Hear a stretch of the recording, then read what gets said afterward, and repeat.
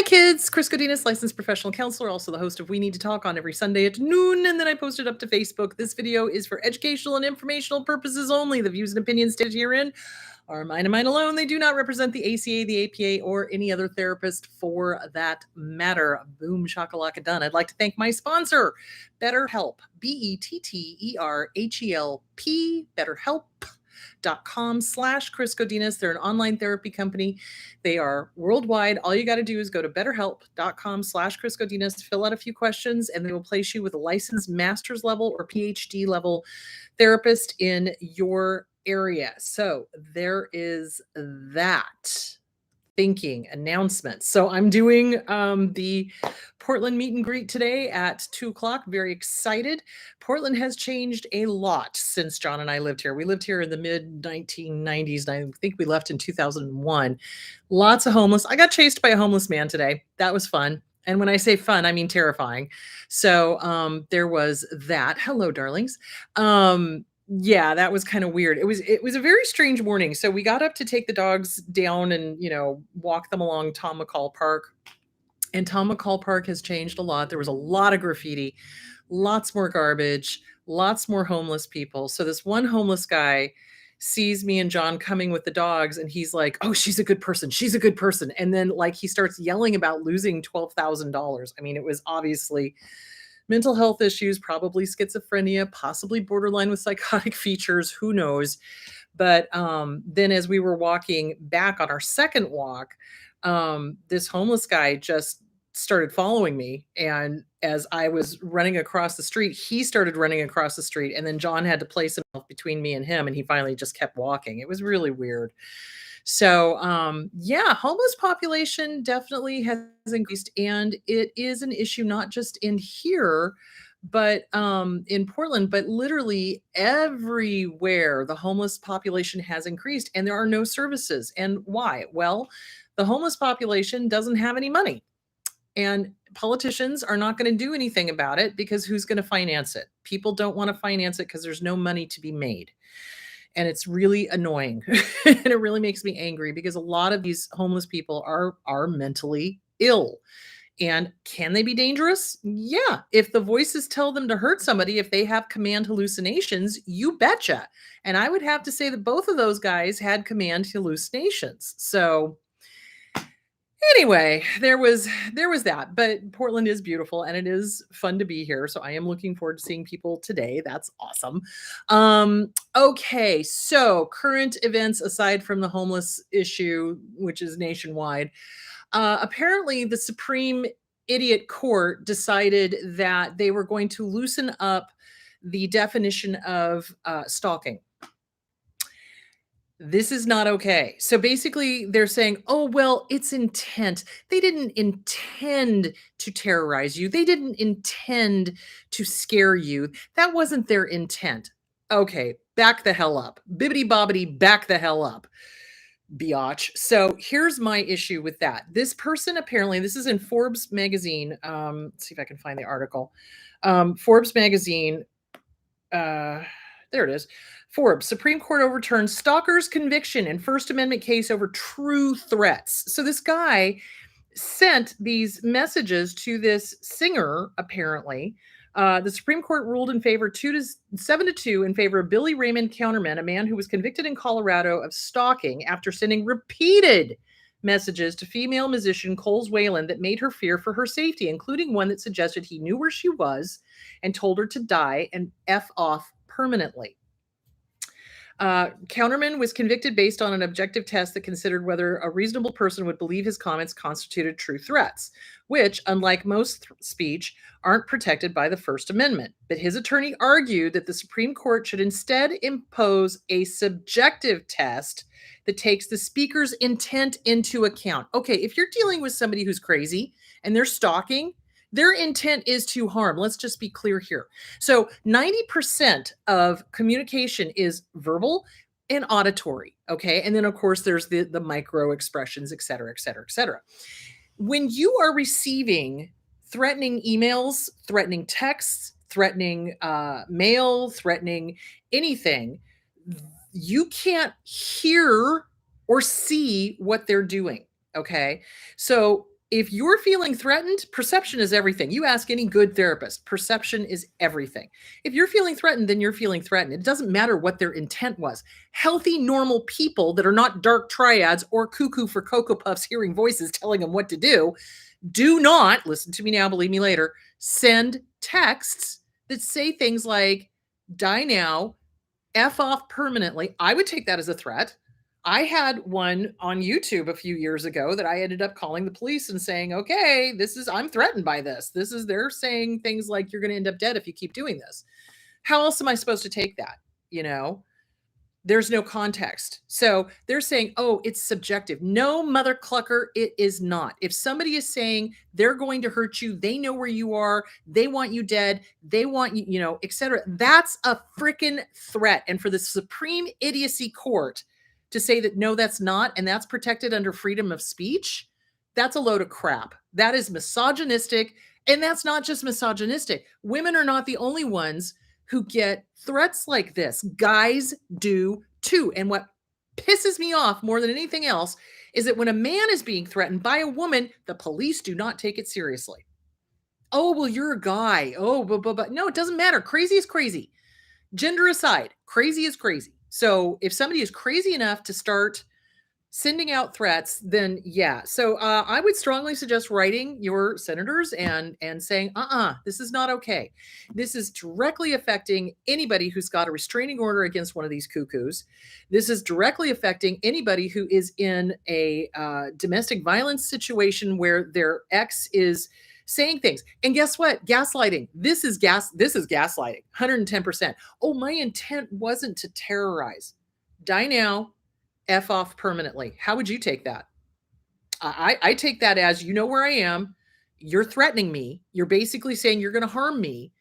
Oh, but that wasn't my intent. That's gaslighting at its worst. It really is. And it makes me angry because now this is giving carte blanche to all of the abusers out there to be as heinous as they want to be. And the Supreme Court, the courts are just going to go, oh, well, but their intent, they're saying that wasn't their intent. Well, if it wasn't their intent, why were they writing it? See where I'm going with that? I have a huge problem with this. This is dangerous to survivors of domestic violence. This absolutely is. This is 110% the wrong message to be sending.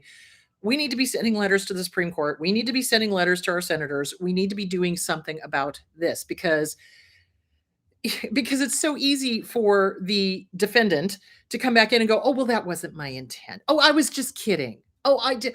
Oh, well, but when you're reading something, you're not hearing it, you're not seeing it, so what is their intent? You can only take it off of what it says. And I think this is a disservice to survivors. It's a disservice to people who are dealing with stalkers. Stalkers are dark triads. They're narcissistic, psychopaths, Machiavellian. So I can guarantee you all of them that have restraining orders are going to go running out and going, oh, wasn't my intent. I was just kidding. Screw you. That just pisses me off. It really does. And there's a political aspect, obviously, to this too, because they're trying to make it easier for people to send threats to political people. And I'm just like, you know what? How about we all just have manners? How about we all just stop treating each other horribly? How about we just stop being stupid? I hate the Supreme Court. I really do. They're making bad decisions. They're doing things that are harming other people. And that is the definite, we're going to get into that today. So here's the deal. If you see somebody doing something harmful, like the Supreme Court, you don't want to just sit by and go, oh, it's too big. I can't handle it. I can't do anything. Bull tinky, you can.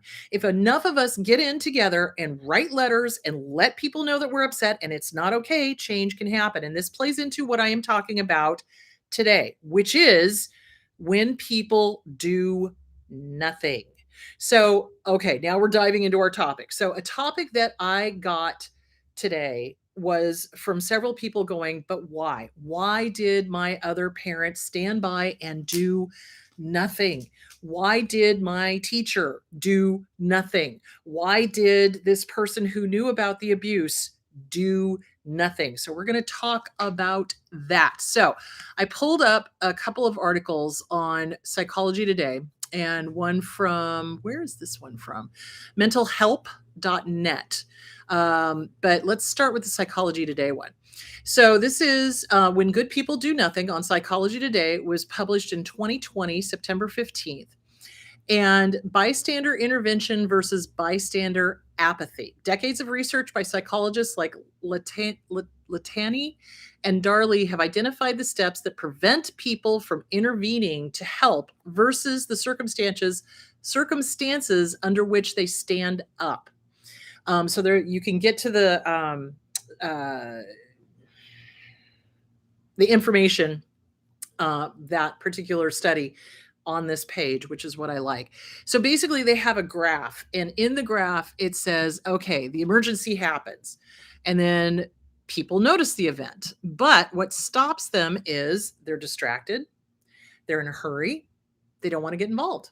They just, I don't want to get involved. I'm in a hurry. I got to go do this. So they don't do anything. The other thing that happens is they interpret the event as an emergency, but they talk themselves out of it. Oh, it wasn't really that bad. Oh, it wasn't really this. It wasn't really that. And I'll give you a great example. My mother-in-law calls us, and this was years ago, and says, oh, I saw this kid in the parking lot yelling that this guy wasn't his dad. And I'm like, did you call the police? And she was like, oh no, I didn't want to get involved.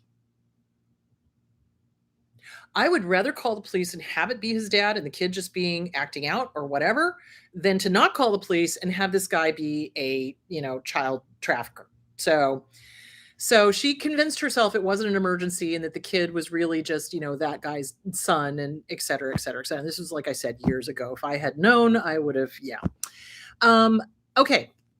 An emergency happens, people assume responsibility. But what ends up happening is diffusion of responsibility, a fail to assume personal responsibility. So this is like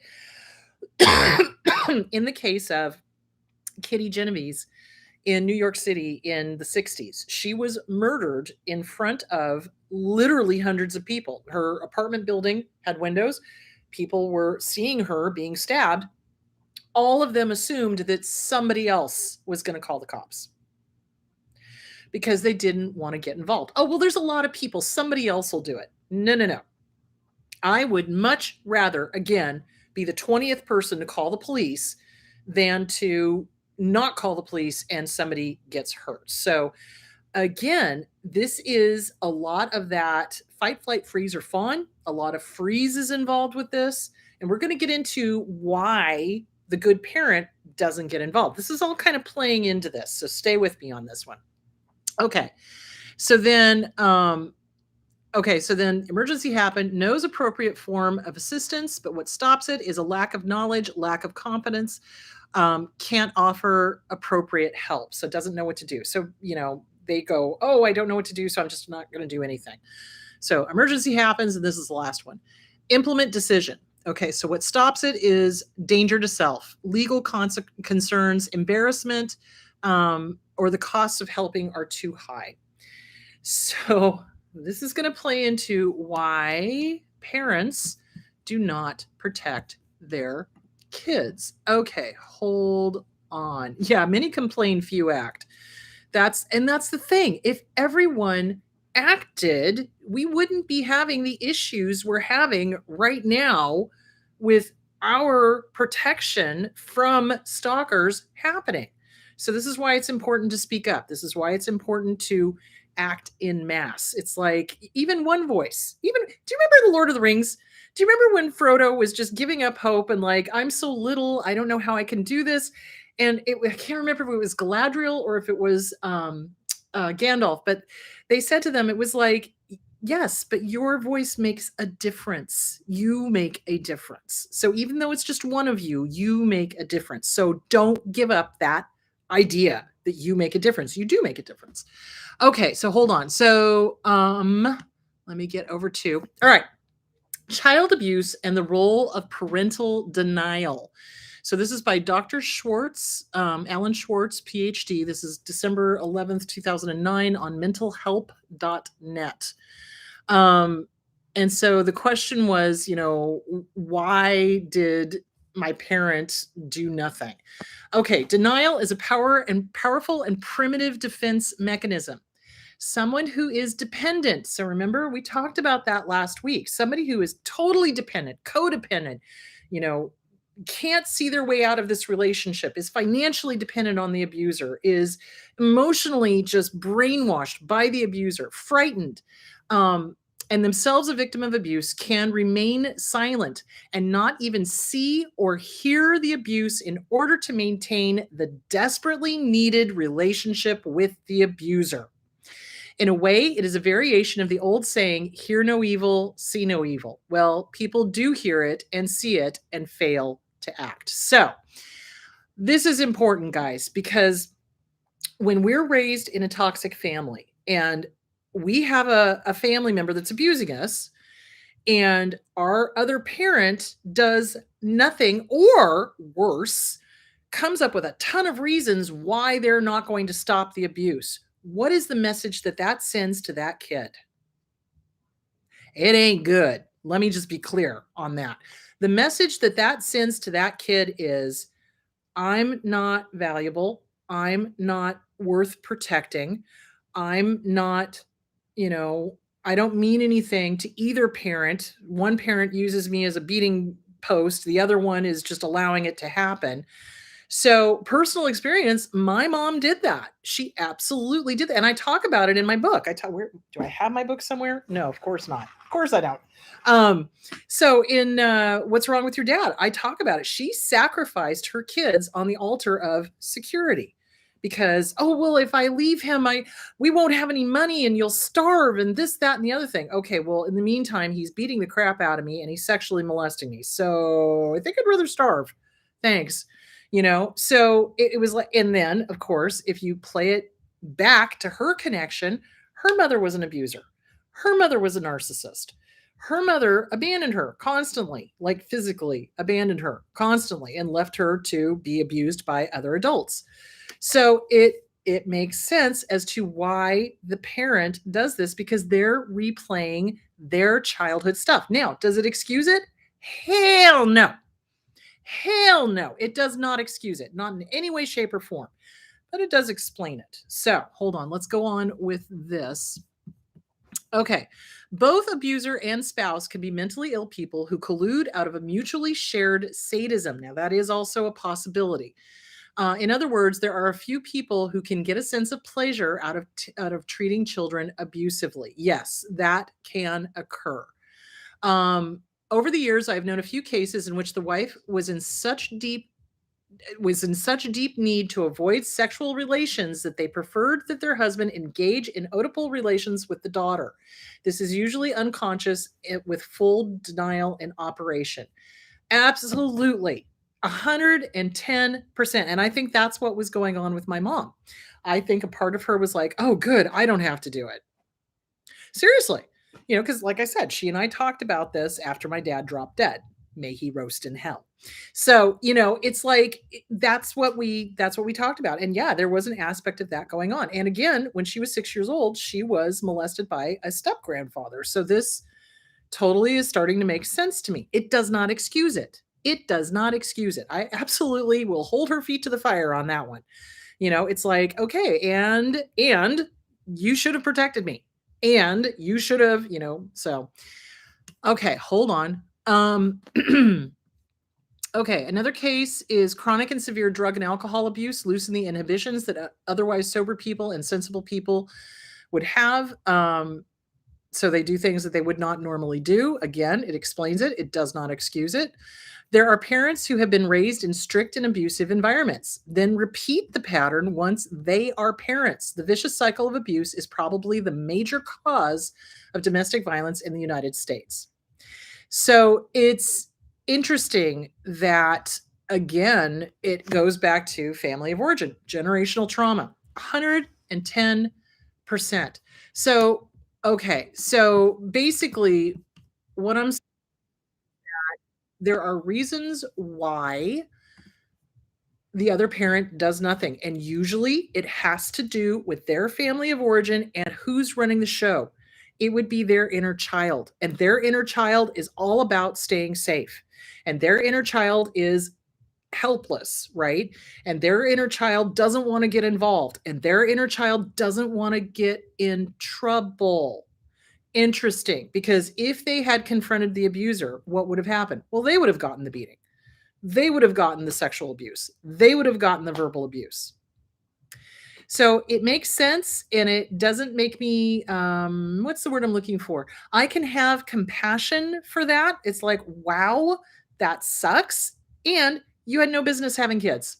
Seriously, if you could not stand up for that child and say no to the abuser, you had no business having kids. Period. Period. So generational trauma. So it's like the grandparents abused, this parent abused. If this kid doesn't go get help, they're going to abuse if they're not conscious, which a lot of times they're not. So there is that. Okay, so the next article is when one parent is hurtful and the other stands by. This is by Peg Streep. This is on Psychology Today. This was posted July 11th, 2019. Okay, not long ago, I got this message from a woman now in her mid 50s. For years, I focused on my tyrannical father and how afraid of him I was. Mind you, my two brothers were scared of him too, but they dealt with it by being the boys he wanted them to be. I was paralyzed, voiceless, and had to work hard at disappearing from view, but that didn't stop him from picking on me mercilessly for being an embarrassment to him. It was only when I got into therapy that I started to realize my mother's role wasn't passive. There's nothing passive about standing by and watching your husband abuse your children. So 100% correct.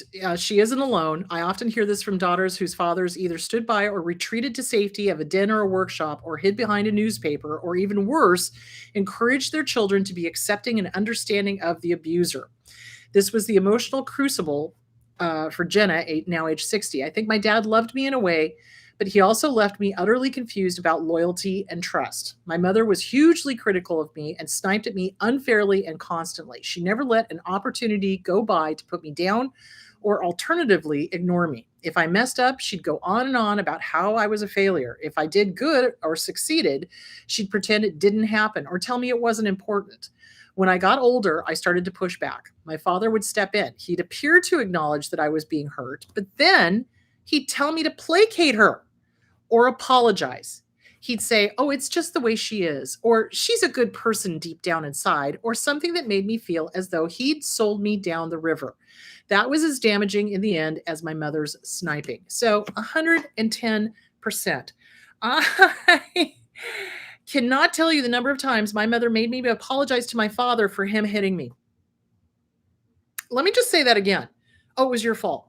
Oh, you need to apologize to him. Oh, his feelings are hurt. I'm sorry, what? Yeah, that's not okay. Not okay in any way, shape, or form. So yeah, the other parent will seemingly kind of go, oh yeah, I understand. And oh, well, but that's just the way they are. No. Absolutely 110% not. You stand up for that kid. You stand up for that kid because that kid has no voice. And again, the reason the parent doesn't is they're afraid of the punishment that the abuser is going to met out to them. Yep. So, okay. When mom is firmly on team dad or vice versa, the daughter or son usually struggles with feelings of being singled out and ganged up on and not heard and not believed and not valued and not trusted and not yeah, that's basically it. It's like not heard, not believed, not trusted, not valued. It's a betrayal. It is a huge, huge betrayal. That's especially true if the parents play favorites or use scapegoating to keep children in check. That kind of dynamic creates a very specific kind of damage. But the parent as bystander or one who acknowledges but palliates. I'm going to have to look that word up. Palliates.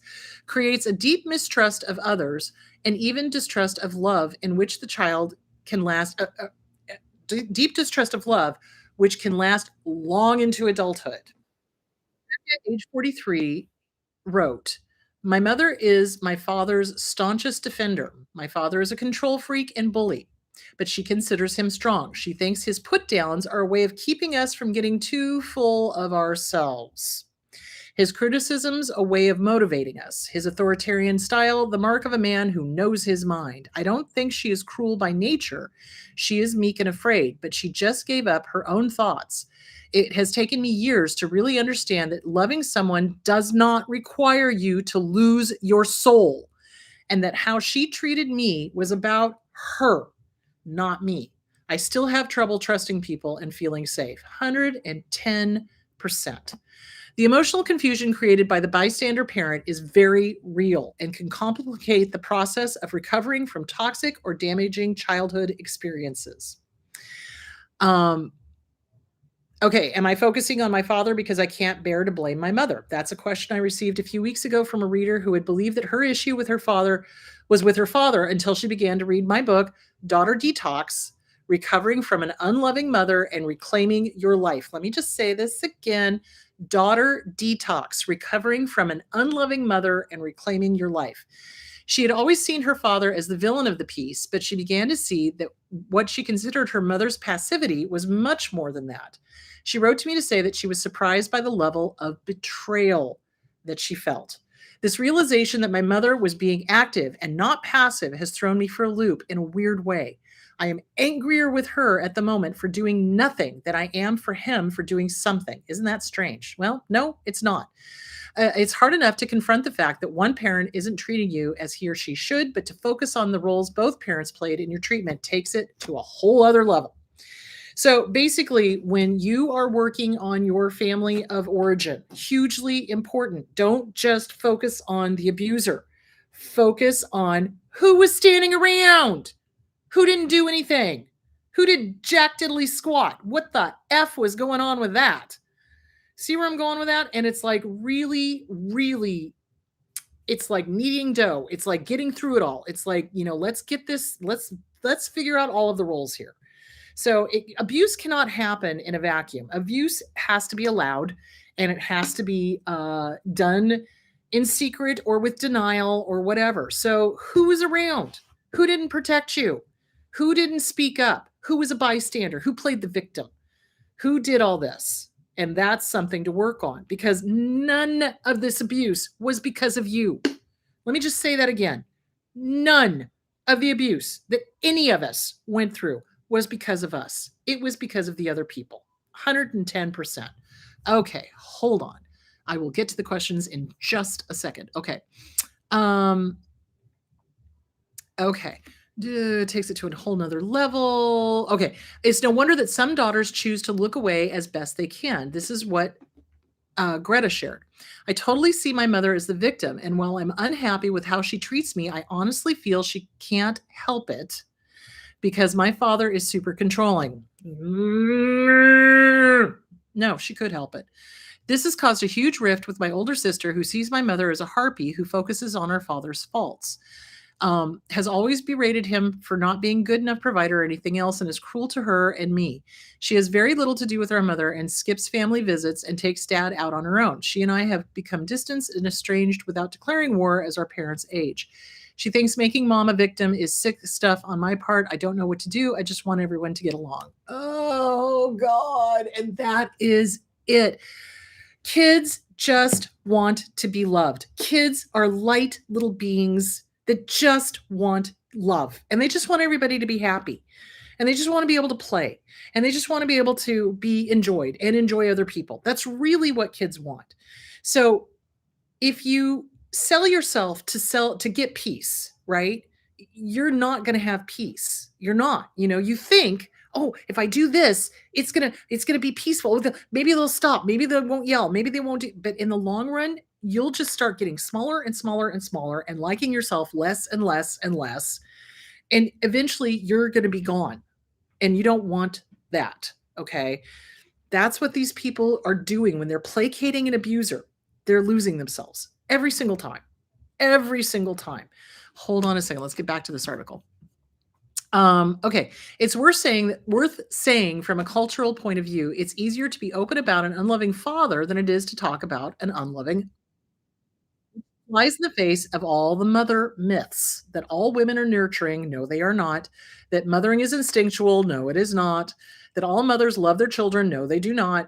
Anecdotally, at least, there is much more denial involved when it's the mother who is abusive and cold, uncaring, narcissistic, or manipulative.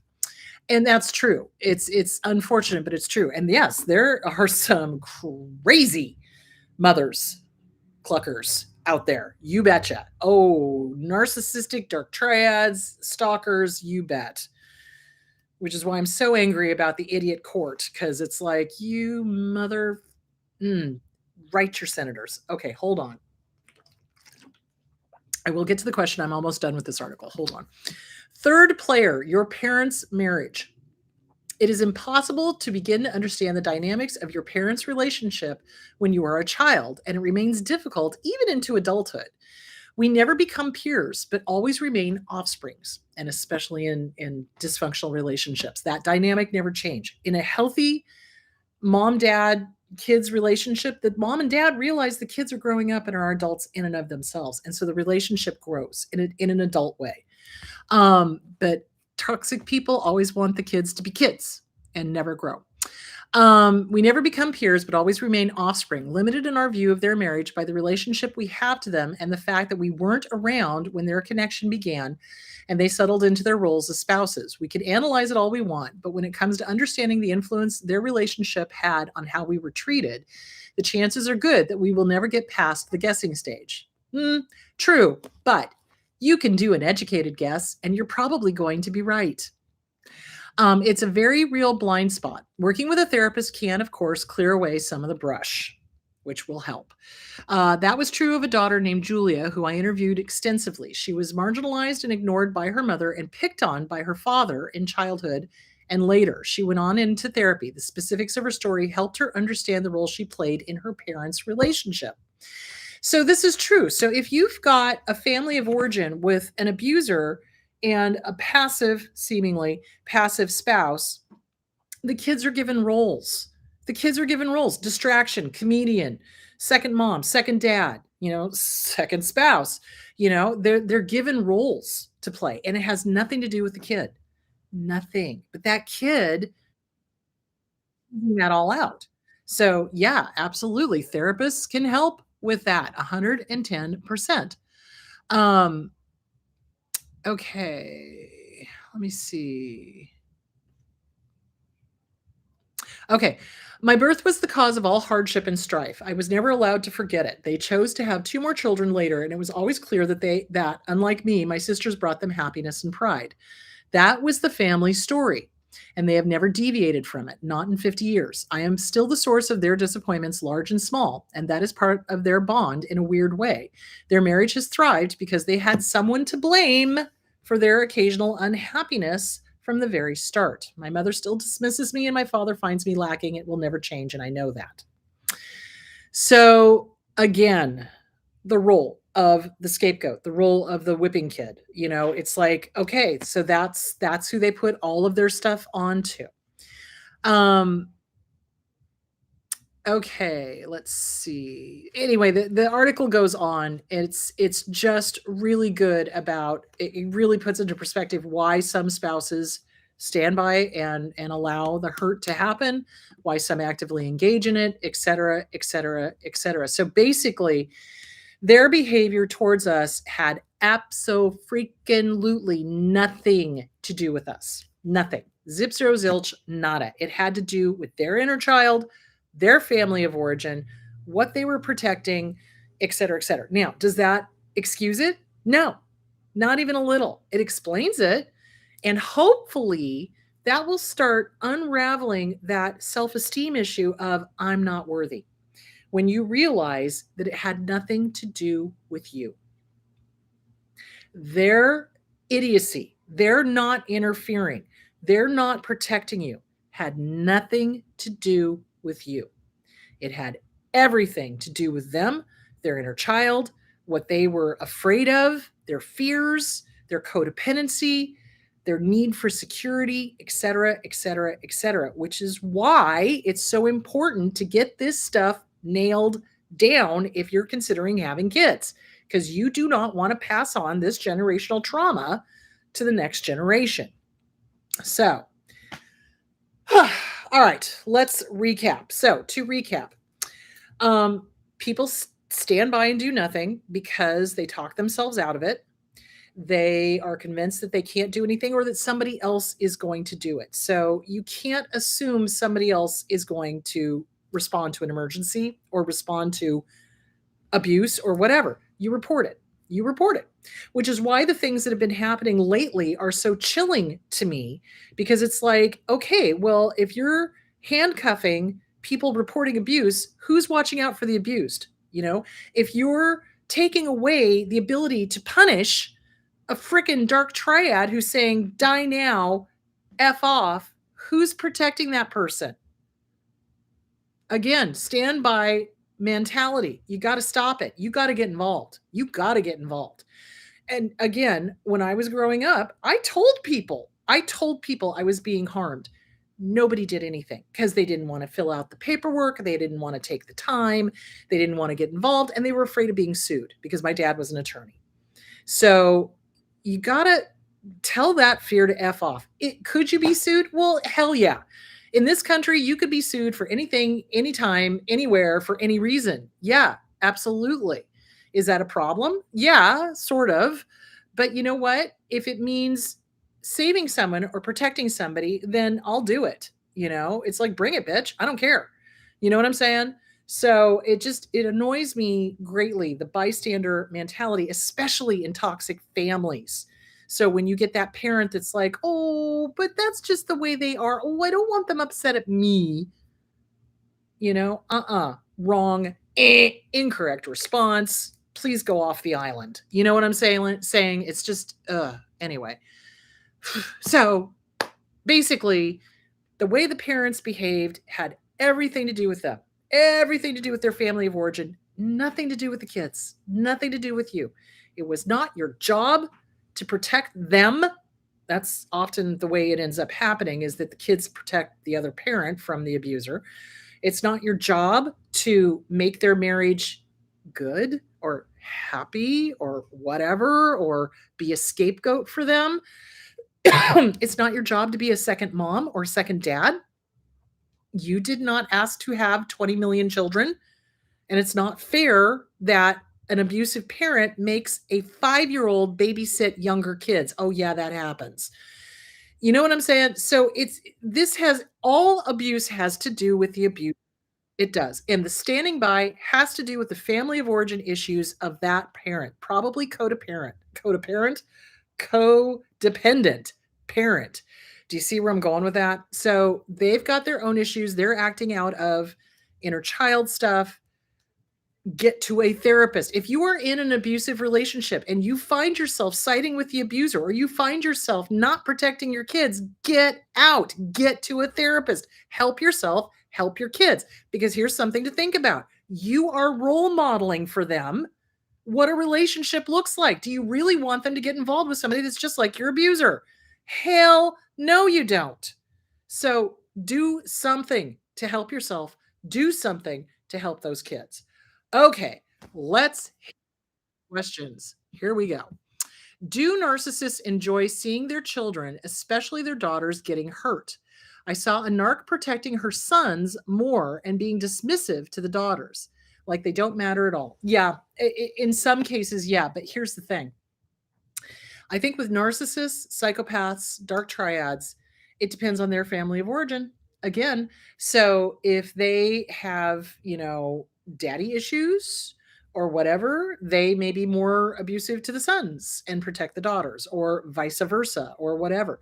Do they enjoy seeing their children get hurt? Yeah, they do. They're sadists. I cannot stress this enough, guys.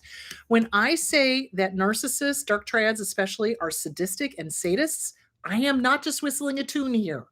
They enjoy inflicting pain because it makes them feel powerful. It is a power and control issue. That's what it's all about. And when I say they want you dead, I'm not just whistling a tune. I'm not.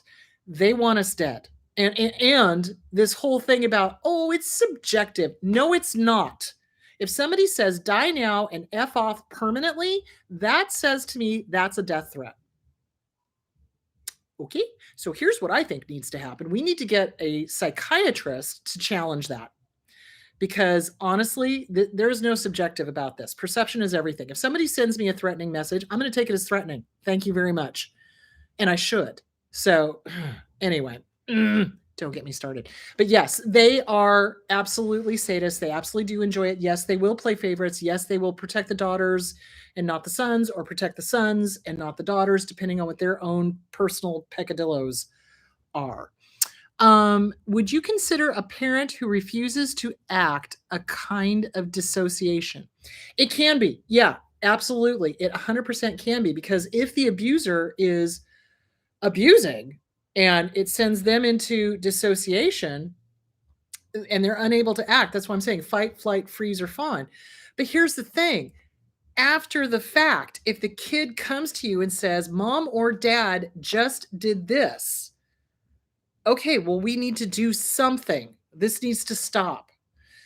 So, I mean, somebody's got to protect the kid. And I understand, yes, dissociation can happen, 110%. But after the dissociative episode and the kid says they're being abused, that child needs to be protected, period. My stalker won't stop, even with a restraining order, should I move. Okay, so stalkers are crazy, okay? With a restraining order, they generally don't stop if they are dark triads and crazy enough. What should be happening is, if the order of protection is being violated, you should be calling the police every single time and demand that they do something, because there's an order in place. This guy needs to, or this girl needs to be in jail, period. So you could continue to call the police. If you've been calling the police and they are doing nothing, I would get vocal. I would go to the media. I really would, because that's the kind of biatch I am. So, it's like, let's put a spotlight on this. Let's show how corrupt this particular police system is. Let's do this. So, I would start and I would reach out to a domestic violence shelter. Domestic violence shelters have ways of, literally, you can change your name. You can get things so that they can't look up your address. You can do things to disappear, basically, if you are being threatened like that. So I would contact the National Domestic Violence Hotline. John, can you put that, pretty please, sweetheart, darling, love of my life, in the chat? I think it's the National Domestic Violence Hotline. So they have information on how to get safe, what to do, etc. for sure. Okay. Okay, answered that question. Should you move? It depends. If your police department is not doing anything and you've made them aware that they're not doing anything, then I would look into, moving. Absolutely. But here's the thing. If the stalker is really crazy, that's a good possibility they could follow, which is why, if you're going to move, you want to disappear from the public records. You want to make sure that they can't just do a public search and find, thank you, John, find your new address, your new phone number, etc. Is it a pain in the hind end to do that? You bet. But if it gets rid of a stalker, it's worth it. So again, I would contact your domestic violence shelter. You might also look into a lawyer, because here's the thing. If you've got an order in place and the police are doing literally nothing, you may have a lawsuit. So look at that. So anyway, because I swear to God, it's like public agencies do not listen, but if you hit them where it hurts, which is in the pocketbook, they suddenly start paying attention and start doing things. Funny how that works. All right. Okay. I am in long-term recovery from a very toxic family, 5 years, no contact. How do I keep strong? Okay. So leaving a toxic family is difficult. It is, because that's been our family, right?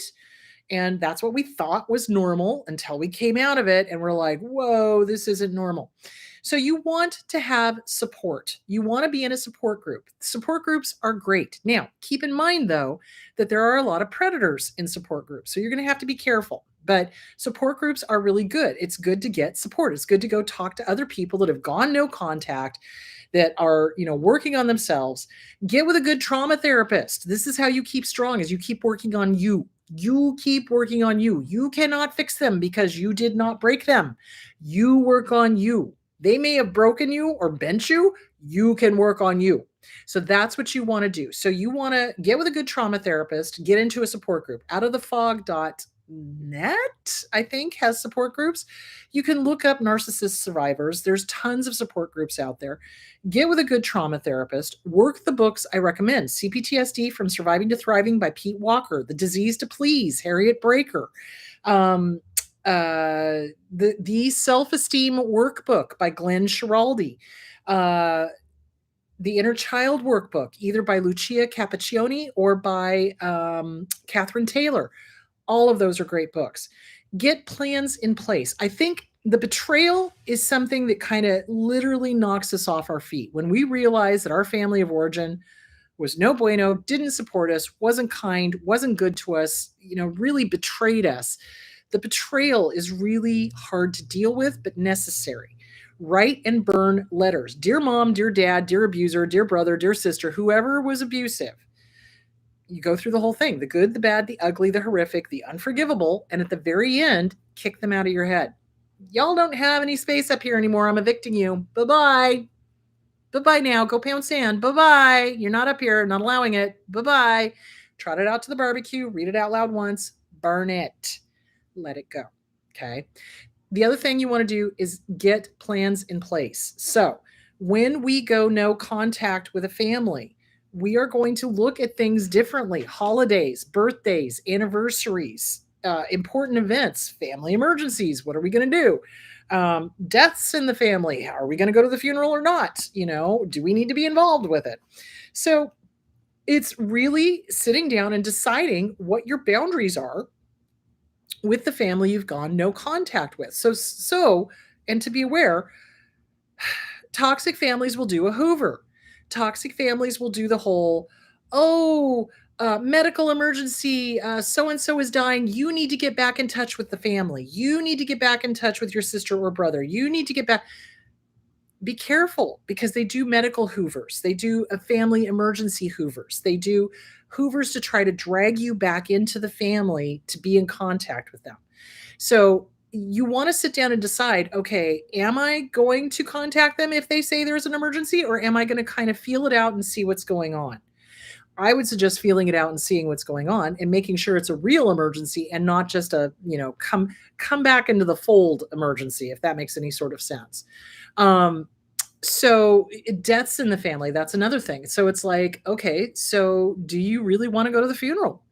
You don't have to if you don't want to. Now, society will say, oh, but you have to go. Why? They were abusive. Why would I go?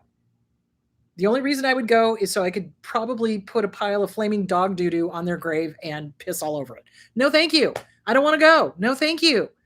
So really it's sitting down and deciding what you want and what your boundaries are. If you've gone no contact, stay no contact. If there's a family emergency, suss it out, see what's really going on, see if this is a Hoover. It very well could be. If there's a death in the family, that's up to you whether or not you want to go. Or what you could do is wait until after the funeral and then go visit the grave. That is something you could do. Thank you, Siri. So that's something to think about. So these are all, when we go no contact, we don't really think about all of the things that are included with that. So with holidays, right? So in the past, you might have gone and hung out with a dysfunctional family. Well, now you don't have to. And rather than looking at it as a, oh my gosh, I don't have any family to hang out with, it should be a, oh my gosh, I don't have any family to hang out with. Huzzah, I get to do what I want. So plan something for you. Go do something that you've always wanted to do. What have you always wanted to do on Thanksgiving? What have you always wanted to do on Christmas? What have you always wanted to do for New Year's? What have you always wanted to do on your birthday and not have it ruined by a bunch of narcissists? What do you want? Start thinking about that. Or this is why I like support groups. There are things to do with other people. You can have friend giving, friends Thanksgiving, or a friend's Christmas, or, whatever. There are other ways to have community without being in a toxic family. And don't let that trip down memory lane drag you back into the family. So the biggest thing that happens to people is they leave an abusive family, the holidays hit, and they get nostalgic and they're like, oh, but, well, that's your inner child. Get with your therapist, work on the inner child, do something else, do something fun, do something you enjoy that you've always wanted to do that you couldn't do because of the family. So that is my suggestion for that. Make sure you have friends, make sure you have support. Make sure you have people to talk to. This is really important. You're not alone. Dear God, you're not alone. There are so many of us that have gone through having to go no contact. Now, with me, I had my older sister, so I wasn't completely no contact, but for a good portion of my family, yep, I didn't speak to them. So anyway, there is that. And that is how you keep strong. You work on yourself and you come up with contingency plans so that you're not alone or feeling alone. And you don't avoid your emotions. That is really important. That's the other thing, is that when we get out of an abusive relationship, family relationship, one of the things I hear a lot is, oh, I don't want to feel. I don't want to think about it. I don't want to. Well, guess what? You got to deal with it. You do. Because if you don't, if you just shove it underneath the carpet, if you just, oh, it's dirty, I'm just going to put it under the carpet, you're going to get a lumpy carpet that's going to be really hard to vacuum. And it's going to be twice as hard to get clean. Do you see where I'm going with that? So don't be afraid of your emotions. Don't be afraid of your anger. You're going to be pissed. You are. You're going to be sad because you were betrayed. You're going to be, all sorts of stuff. Happy because they're gone and you don't have to deal with them. Wow. Relieved, all sorts of stuff. So the emotions are okay. Allow, process. Get with a good trauma group, trauma support group, get with a good trauma therapist, and try different modalities. So like I said, CBT is great, talk therapy in conjunction with EMDR. I think that's a really good combination because you're hitting it from two different levels. So there's tap therapy, there's EFT, there's all sorts of modalities that work really well with trauma. So find a good one. Now, when you're looking for a trauma therapist, make sure that they're not just trauma informed. They need to know their a-hole from a hole in the ground. Nothing pisses me off more than when I hear somebody went to somebody who was trauma informed and they didn't know what they were doing. So yeah, make sure they know what they're doing. So ask other people, who do they see? Do they like their therapist? Do they understand narcissistic trauma? Do they get toxic families? Do they get having to be an orphan at age 50? Do they get that? Do they understand what it is to finally figure out the betrayal and the abuse? Those are the questions you got to ask. Okay. All right. What can we do if the people being abused are nieces or nephews? I have tried many times to protect my niece, but her mother seems to put her right back in unsafe situations. You just have to keep calling, unfortunately, CPS. You call authorities. Since the mom is not doing the right thing, then you have to take it up to the next highest level. Seriously, that's what you do. That's what you do. And you work with those kids as much as you can if you have access to them. I don't know how old they are, but you let them know nobody has the right to hit them. Nobody has the right to scream at them. Nobody has the right to sexually molest them. Yeah. And you just take it up to the next. You're going to have to probably call authorities. You're probably going to have to call CPS or DCS or whatever they've named it. Lipstick on a pig, if you ask me. But, there it is. Okay. Let's see. Have I decided on the meet and greet date yet for Salt Lake City? No, I haven't, but I am looking at probably August or September. That's as close as I've gotten because I'm doing all of this stuff right now. And as soon as I get back from all my travels, I promise you I will throw in Salt Lake City. So it'll be either August or September. So I promise. So there is that. Okay. Do we have any other questions? Let me look. Oh, we're done. Okay. All right. So Salt Lake City will be either August or September. I will get the date up. Give me a couple of weeks. I got to kind of finesse things through and figure out what I'm doing. Okay, thoughts. What am I thinking? The one after that is in Florida, and that's December 2nd. So that'll be in Clearwater, Florida. The tickets are for sale on chrisgodinas.com. That is it. Other than that, we need to write letters, we need to contact people, we need to stand up for the homeless, we need to stand up for ourselves, we need to stand up for those who are being abused. And I think the thing that annoys me is when I hear somebody go, oh well, that doesn't affect me.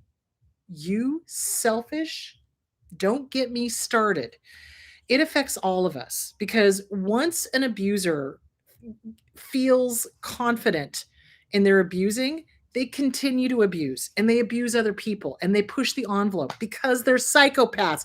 Which part of dark triad psychopaths do you not effing understand?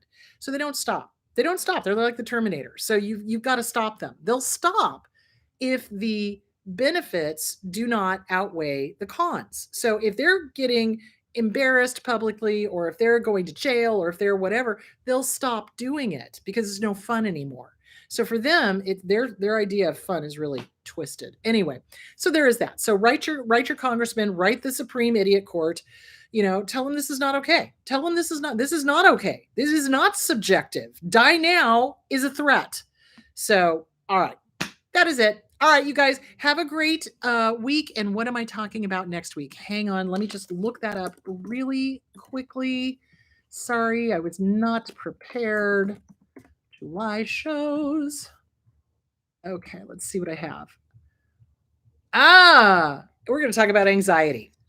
So we will be talking about anxiety and how to cope and why we get nervous over seemingly odd things. So we do. It's like social anxiety, or going somewhere new, or driving, or what is that about? So I'm going to call that a case of nerves, because if I say anxiety, YouTube is going to be like, "Oh, we can't talk about that." So anyway. All right. So a case of nerves. So we're going to talk about anxiety. We're going to talk about what it is, why it happens, and what you can do to help yourself, because you show me somebody who survived abuse, I will show you somebody who has anxiety. There it is. All right, guys, have a great week and happy 4th of July. And I will talk to you next week. Oh, I'll talk to you on Wednesday. Okay, bye.